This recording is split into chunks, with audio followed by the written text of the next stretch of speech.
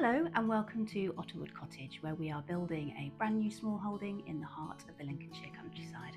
I'm Emma and we're delighted to have you along with us.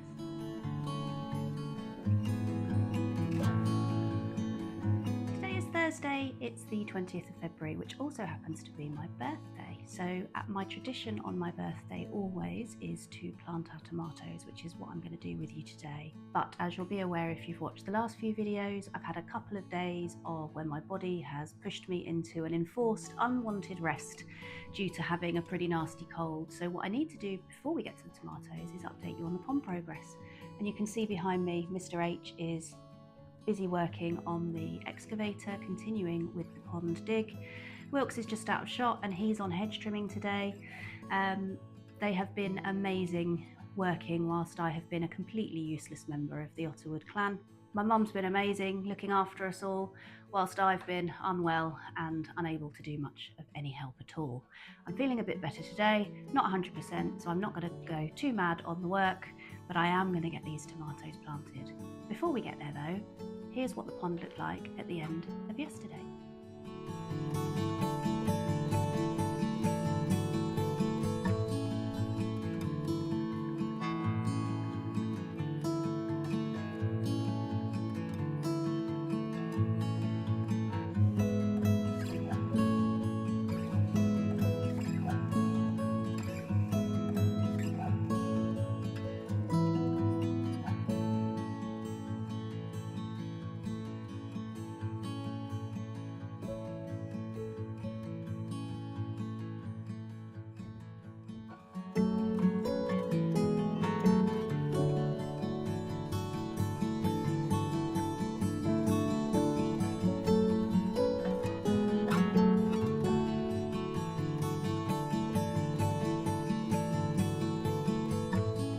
Onto the tomatoes then. I am also going to plant a few other bits and pieces, but I'll show you what they are now.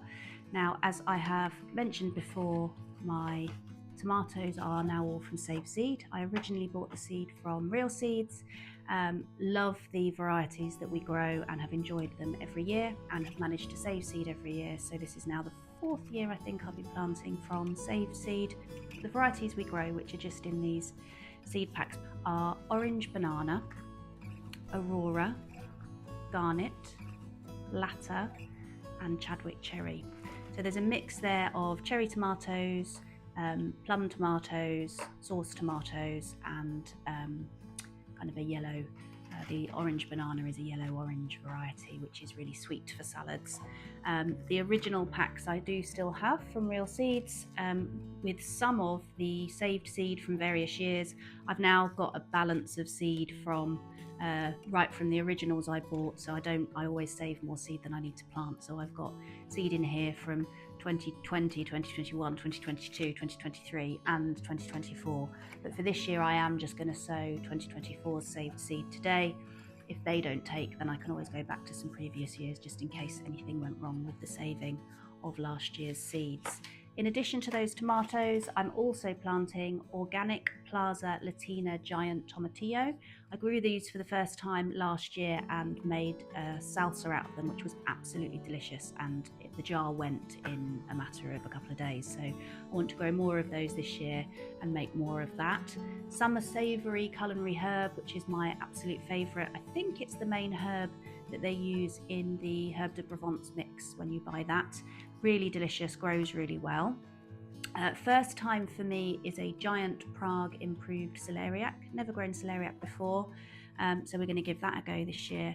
And also first time is a golden self-blanching celery. Not grown celery before. I gather from watching other people on YouTube that it can be a little bit tricky, but we're going to give that a go. And then a few other bits and pieces. I have some pickling cucumbers. I have some Vesper field beans and 2 varieties of flower that I'm planting today. One is a pastel mixed sea lavender, they're from Chilton Seeds, and the other is a tall mixed phlox. So two varieties of flower as well. So I'm going to get on with those and I'll catch up with you in a minute.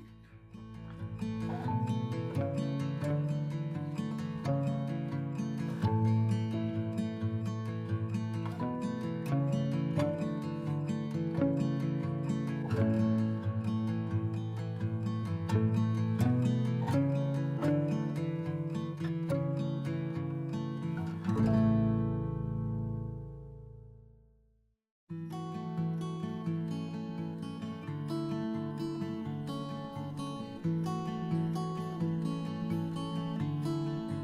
there we have our tomatoes and other bits and pieces planted. I'm going to bottom water those now in this tray and then take them off of this tray and pop them straight onto, so not in a tray, straight onto here, because this has got the heat mat under it, so that will give them some heat. And I will be covering them over with a black plastic bag up to the sea lavender. The celeriac I'm going to leave uncovered because the packet tells me that it needs it needs light in order to germinate. So I'm going to cover the rest so they keep the warmth and the moisture in, pop them on there until they start to germinate, and then they'll be uncovered and popped back on one of these trays so they can be bottom watered as they grow on. For the tomatoes and the tomatillos, I've planted 2 in each cell tray. I don't need that many tomatoes or tomatillos, but for 2 reasons. One, I'm not too sure about this compost. It's not been brilliant. There's lots of quite large bits in it. I've had mixed germination using this previously, and so I didn't want to take any risk on germination, and should we get all 12 plants come up for each of them, then I can always pop them out on the roadside, free to anybody who would like to take some tomato or tomatillo plants. And then the celery, the summer savory, the phlox, the sea lavender and the celeriac are little seeds, so they've been sprinkled across the top, covered ever so lightly so that they're not buried too deep. Roughly speaking, you want your seeds buried 1 or 2 times the depth of the seed itself, unless the pack tells you otherwise. I mentioned I'd had mixed germination with this compost, and you can see here what I mean. So we had better germination on the Black Beauty aubergines than we did on the first round. I've had 4 come up, 1 that's come up and not done anything. The oregano's done brilliantly. We'll be ready to pop that on soon. The hound's tongue have done fantastically, but ironically I need to throw these away. These were a flower I used to grow at our old house for cut flowers. They make really beautiful addition to bouquets, but since planting them I have read up that they are deadly poisonous to cows and also self-seed like mad. So obviously, being where we are and the fact we eventually want to have our own cows, we don't want these planting and then getting a hold on our land, so I'm going to take these out and throw them away soon.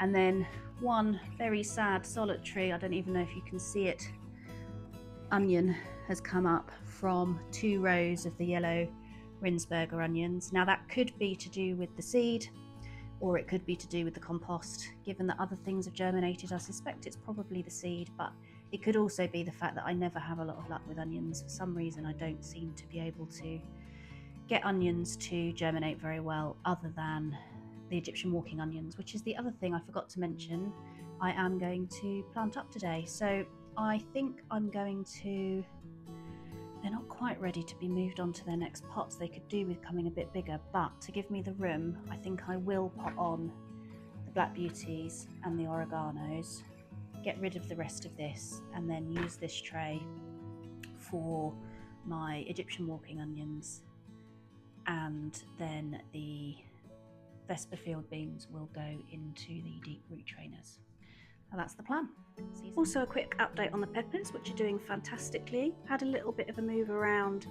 These ones that were obviously the slower growing peppers were starting to get shaded out by these faster growing ones, so I've reshuffled them, moved them around a bit so they've got a bit more light from the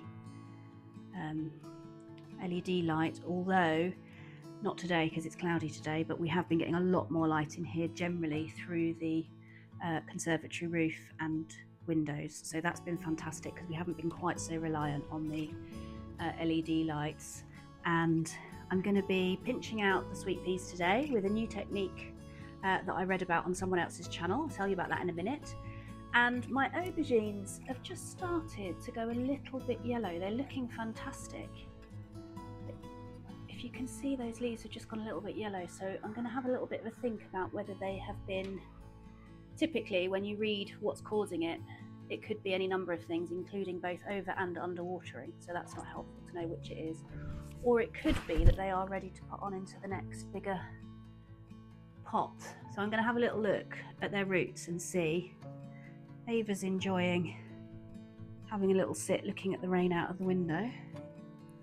And Otter is being Otter and mooching, looking for trouble, aren't you, mate? Otter, hello, darling.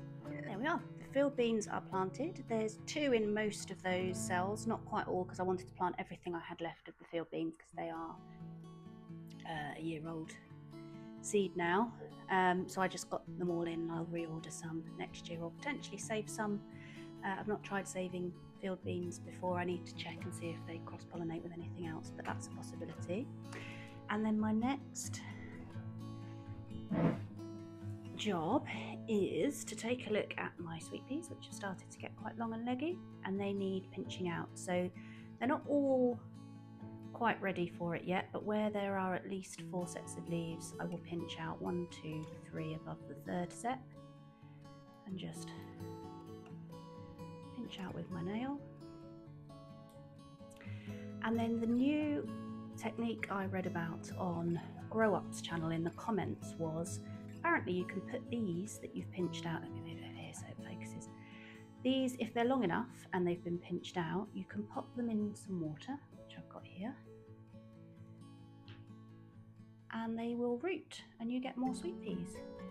And we love sweet peas here, and I'd like as many as I can grow, so I'm going to give that a go. If it doesn't work, it doesn't matter. I would only have thrown those in the bin otherwise. Let's see if that works. I'll let you know when the time comes. There we are, all pinched out. Some of them are still a little leggy, but we'll see how they get on. They've been pinched out. The reason for pinching them out, if you don't know, I'm sure you probably do, is to stop them getting leggy and to help them bush out and be a bit more lush. And then I've tried this technique. We'll see if it works. If these root in the water, then we'll get some more sweet peas that way. We'll see how it turns out. And the next thing I want to do is just to take a look at these aubergines. They seem to have been doing pretty well. You can see just on a couple of them, some of the leaves are starting to yellow. I'm not quite sure what's causing it. Now, it could be overwatering, it could be underwatering. I mean, we've been pretty good with the watering on these. It could be that they're ready to be potted on. They don't seem big enough yet to me. I'm going to have a look at their root structures on a couple of the ones that have gone yellow, see if they are filling the pot, and if they are, I'll pop them on. If not, I'll just keep a little eye on them. But if anybody knows, if anybody's looking at these and thinking, I know exactly what's wrong with those aubergines, please let me know in the comments. Okay, I'm going to take this one, I think, and this one, which seem to have the yellow leaves. One thing I'm going to check, no, they're not both the same variety. So one's a diamond aubergine, one's a check early, so it's not to do with the variety. That was the Black Beauty look that just the only one that germinated and hasn't clearly done as well as its counterparts, but we do have some more germinated now. Right, let's have a look at this one to start with, the check early. See what's going on with the root structure. Yeah, I mean, they have got to the bottom of the pot, but it's not pot bound. They don't look like they've used up all of that compost. It could be the quality of the compost. Like I said, it has been a bit mismatched, but I don't know. Let's have a look at this one, diamond aubergine. Just have a look at the root structure on this one as well. Yeah, again, it's getting there. It's a good healthy root structure, but I wouldn't say it's pot bound yet. And I think there's probably another week or so to go before they need to be potted on, although they are close. Now what do I do? Do I move them on now, or do I give it another week? I think what I'm going to do is give it a few more days. Today's Thursday. I'll give it a few more days, and if they're not looking, if they go more yellow between now and Saturday or Sunday, I'll pop them on into their bigger pots. We'll just see if we can keep them going for a bit longer in these before we move them on. See, the largest one hasn't gone yellow at all, and you'd think the larger they are, the more the root structure's needing to move on. Okay, mystery not solved, but let's keep an eye on them and just see how they do. The other thing I have just done, just as a precaution, is raise that grow light up some in case they are perhaps getting a little bit too much direct light, a bit like this poor plant, which I think is what's happened to it. It's had a bit too much light being too close to that grow light. Let's see. Now these are my Egyptian walking onions. So these are the bulbils, I think that's how you say it, that I saved from our allotment where we were growing them before, and these have been stored in our cheese fridge, which sounds fancy. It's a wine fridge that we keep cheese in when I make cheese on occasion. And they have, as you can see, just started some of them to sprout, so they, I think, are keen to get in. I've changed my mind. I'm going to try and keep these aubergines and the oregano in this tray, get rid of the hound's tongue and try and get these, I'm just going to have to give up on these onions I think, refill the rest of this tray with potting compost, seed compost, and then pop these bulbils in. I'm hoping that lots of these will take, because the Egyptian walking onions, when they work, are perennial, and they mean that you don't have to rely on ever having to wait for seeds to germinate or to worry about sets, because the way the Egyptian walking onions work is they form these bulbils at the tops and then they fall over and these bury themselves, or like me, you can harvest them and plant them where you want them. And the reason they're called walking onions is because they keep doing that and can walk all over your plot. And you can treat these little bulbils when they're fresh like shallots. The green stems from the walking onions you can use like spring onion, and the bulbs in the ground, not this year because I'll want them to grow on ready to be able to propagate them next year. But from next year, the bulbs in the ground can also be pulled as our eating onions, because then there'll be a cycle of all the onions we'll ever need, perennial, and not having to worry about them. So I do love these. They're my favourite type of onion. They're delicious as well, which is important. So let's get cracking with those.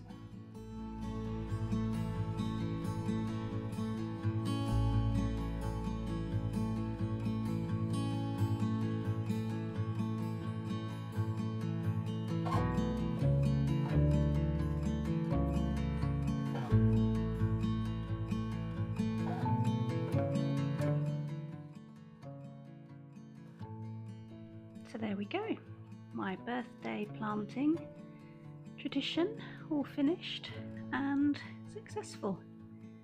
All looking beautiful, getting full in here now.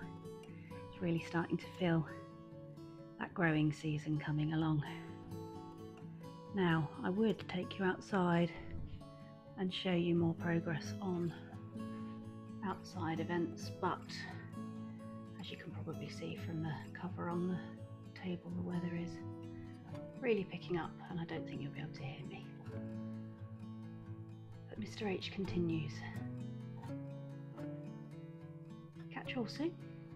See you next time. Bye.